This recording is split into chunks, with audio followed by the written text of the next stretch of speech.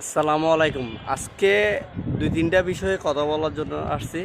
এটা হচ্ছে অনেকে আবেগ প্রবলিত হয়ে অনেক কথা বলতেছে, যারা ম্যাক্সিমাম নেটে থাকে না, হঠাৎ নেটে আসে, অর্থাৎ অনলাইন ডুব মারে, তাদের বলতেছি ভাইয়া, আপনার শর্ট শর্ট ভিডিও দেখে আবোল তাবোল বাংলা খেয়ে যে কথাগুলো বলেন, এগুলো কি রাইট বলেন আপনারা?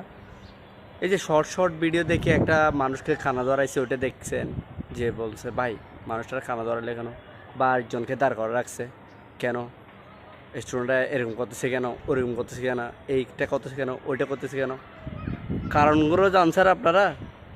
জানার চেষ্টা করছেন? আদৌ করেন নাই, জানেনও না। ওইটা শর্ট ক্লিপ দেখছেন, হুদায় লাফায় লাফায় উঠে গেছেন। আচ্ছা, আমি আপনারা বললাম ভাইয়া আপনি একটু দাঁড়ান, আপনাকে একটু দাঁড়ান।